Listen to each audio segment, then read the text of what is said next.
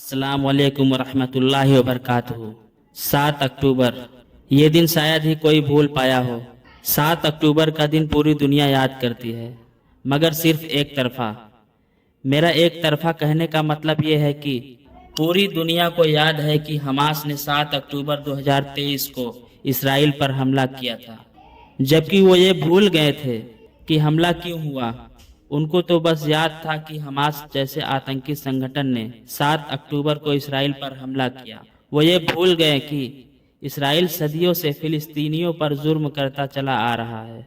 सारे यूरोप देशों को बस ये याद है कि हमास एक आतंकवादी संगठन है और इसराइल के लोगों को बंधक बना लिया। इन यूरोप देशों में बड़े बड़े देश शामिल हैं, जिनको कोई फर्क नहीं पड़ता कि इसराइल भी फिलिस्तीन के न जाने कितने मासूमों की जान ले चुका है। पिछले एक साल की रिपोर्ट की बात करें तो अब तक लगभग 42,000 मासूम फिलिस्तीनियों की जान इसराइल ले चुका है, जिनमें सबसे ज्यादा बच्चे शामिल हैं। अब आपके दिमाग में एक सवाल जरूर आता होगा कि फिलिस्तीन और इसराइल एक दूसरे के इतने बड़े दुश्मन कैसे बन गए। इसको समझने के लिए हमें कुछ साल पीछे जाना होगा, तो चलिए इसको हम विस्तार से समझते हैं। साल 1948 की बात है। यहूदी नेता डेविड बेन गुरियन ने भूमध्य सागर के पार अरब मुस्लिमों के बीच फिलिस्तीन में यहूदियों के लिए एक नए देश इजराइल की घोषणा कर दी। इसके बाद से इजराइल ने 75 साल में 7 जंग लड़ी।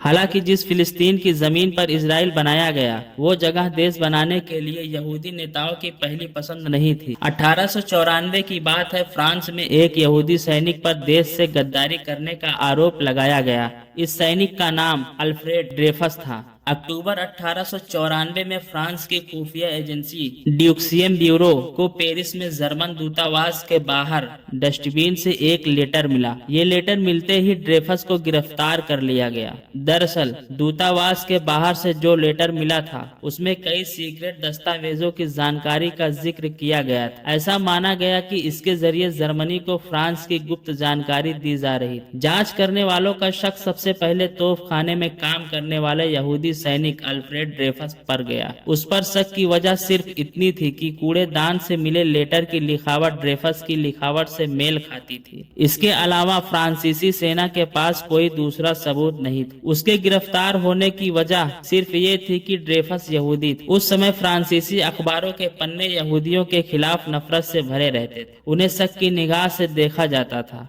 यूरोप में संपन्न समुदाय होने के बावजूद उनसे नफरत की जाती थी। ड्रेफस की गिरफ्तारी के बाद उनका कोर्ट मार्शल हुआ। उन्हें उम्र कैद की सजा दी गई। हालांकि 2 साल बाद ही फ्रांसीसी सेना के कर्नल जॉर्ज पिकार्ड के हाथ कुछ सबूत लगे, जिससे पता चला कि असली गुनाहगार ड्रेफस नहीं बल्कि फ्रांसीसी सेना का मेजर फर्डिनांड वाल्सिन था। सच्चाई जानने के बावजूद सेना में बड़े पदों पर बैठे अधिकारियों ने मामला दबाने की कोशिश की। फर्डिनांड वाल्सिन को 2 ही दिन में बरी कर दिया गया। हालांकि एमिल जोला नाम के एक पत्रकार ने ड्रेफस के लिए आवाज उठाई। सरकार पर दबाव बना और 1899 में ड्रेफस का ट्रायल फिर शुरू हुआ और उसे बेगुनाह मान लिया गया। इस दौरान यहूदियों के विरोध में फ्रांस में कई जगहों पर दंगे हुए। सोसाइटी 2 गुटों में बट गई। एक वो था जो ड्रेफस का समर्थन करता था और दूसरा वो जो यहूदियों से नफरत करते थे। 1896 में ड्रेफस केस के बाद जायोनिस्ट नेताओं ने ये मान लिया था कि अब यूरोप में यहूदियों का रहना मुश्किल होने वाला है। जायोनिस्ट वो नेता थे जो यहूदियों के लिए एक अलग देश बसाने की मांग करते थे। जायोनिस्ट मूवमेंट का जनक थियोडोर हार्जेल को माना जाता है। वे जर्मनी के एक रईस परिवार से ताल्लुक रखते थे। हालांकि अमीरी भी उन्हें उस नफरत से नहीं बचा पाई जो उन्हें यहूदी होने की वजह से मिलती थी। ड्रेफस के मामले के बाद 1903 में एक बार फिर यूरोप में यहूदियों पर संकट आया। ईस्टर के दिन मोल्दो के किशिनेव में 49 यहूदियों का कत्ल हुआ। महिलाओं से रेप किया गया।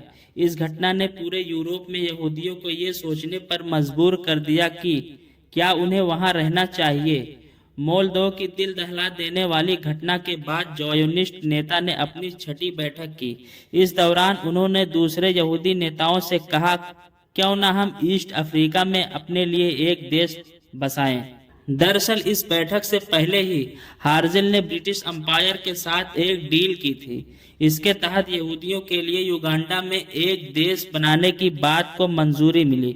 हार्जिल का कहना था कि जब तक यहूदियों के लिए फिलिस्तीन में अपना देश बसाने के लिए सही हालात नहीं बन जाते, तब तक वे युगांडा में बस जाएंगे, ताकि फिलिस्तीन के इंतजार में यूरोप में उनके और लोग न मारे जाएं। हार्जिल के इस प्रस्ताव को जायोनिस्ट पार्टी ने मंजूरी दी। जायोनिस्ट कांग्रेस के 295 नेताओं ने इस बात को मंजूरी दी कि युगांडा में जाकर बसा जा सकता है। हालांकि कांग्रेस के 178 यहूदी ऐसे थे जो इस प्रस्ताव के लिए तैयार नहीं हुए। उन्होंने हार्जिल को गद्दार तक कह दिया। इससे पहले कि प्रस्ताव पास होता, ईस्ट अफ्रीका से होकर आए डेलीगेशन ने कह दिया कि युगांडा यहूदियों के रहने लायक जगह नहीं है। साल 1917 की बात है। ब्रिटेन ने बल्फोर डिक्लेरेशन नाम के एक समझौते के जरिए फिलिस्तीन को बांटकर यहूदियों के लिए एक देश बनाने का वादा किया। ब्रिटेन के इस वादे का फिलिस्तीन के लोगों ने जमकर विरोध किया। दरअसल 1914 में ऑटोमन अंपायर के खत्म होने के बाद इस इलाके पर ब्रिटेन ने कब्जा कर लिया था। ये वो समय था जब यहूदी अपने लिए एक अलग देश की मांग कर रहे थे। इस डिक्लेरेशन के बाद ही अलग अलग देशों से यहूदी फिलिस्तीन आकर यरूशलेम और इसके आसपास के इलाकों में बसने लगे। दरअसल यहूदी धर्म के लोगों का मानना है कि यहूदियों का पवित्र मंदिर the Holi of the Holis इसी जगह पर हुआ करता था।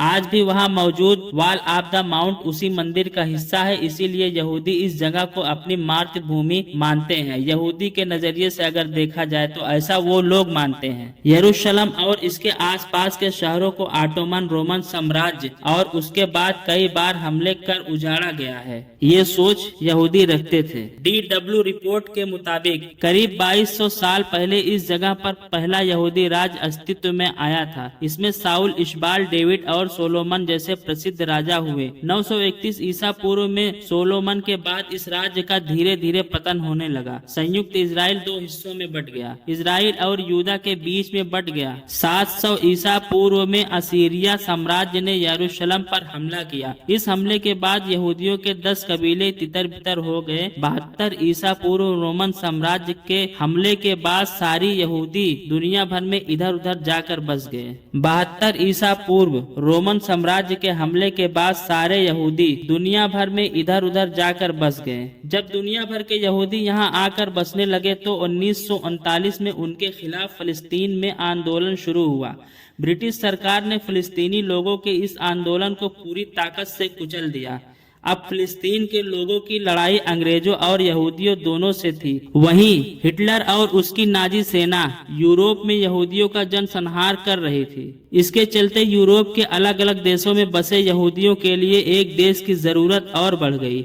न्यूयॉर्कर की रिपोर्ट के मुताबिक ऐसे हालात में यूरोप ने यहूदियों को बसाने की जिम्मेदारी फलस्तीन पर डाल दी।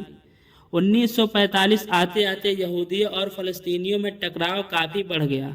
यरूशलेम और इसके आसपास के इलाके में रोज फलस्तीनी और यहूदियों के बीच लड़ाई होने लगी। फलस्तीन में हो रही हिंसा को देखते हुए ब्रिटेन ने ये मामला संयुक्त राष्ट्र संघ यानी यूएन के पास भेज दिया। इसके बाद संयुक्त राष्ट्र ने इस लड़ाई को रोकने के लिए फलस्तीन को 2 देशों में बांटने का फैसला किया। 29 नवंबर 1947 को संयुक्त राष्ट्र ने प्रस्ताव संख्या 181 के जरिए यह फैसला लिया था।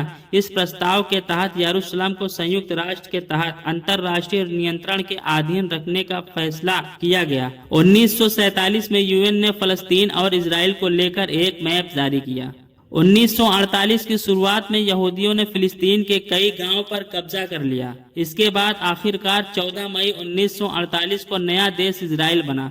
इतिहासकार बेनी मारिस अपनी किताब the birth of the revised फलस्तीनी रिफ्यूजी प्रॉब्लम में लिखते हैं कि इस बंटवारे के बाद 7 लाख से ज्यादा फलस्तीनी लोगों को अपना घर छोड़ने के लिए मजबूर किया गया था। फिलिस्तीनी लोगों से इजराइल लोगों ने उनका देश छीन लिया। इनमें से कई फिलिस्तीनी लोग अपने घरों में ताला लगाकर छोड़कर चले गए थे, इसलिए कि माहौल ठंडा हो जाएगा तो हम लोग आकर अपने घर में रहने लगेंगे। हालांकि ऐसा हो नहीं पाया। तब तक इजरायलियों ने उनके घरों पर कब्जा कर लिया था और वहां पर रहने लगे थे। तो अब आपको पूरी कहानी समझ में आ गई होगी कि कैसे यहूदियों के लोगों पर दूसरे लोगों ने यानी फ्रांस के लोगों ने उन पर जुर्म और अत्याचार किया, लेकिन यहूदियों ने बदला किससे लिया? मासूम फिलिस्तीनियों से, जिन्होंने उनको रहने के लिए जगह दिया, जिन्होंने उन्हें अपने देशों में उन्हें शरण दिया, और ये यहूदी लोगों ने उन्हीं की जमीनों को हड़प लिया और उन्हें मारने पीटने लगे, उनको बेघर कर दिया।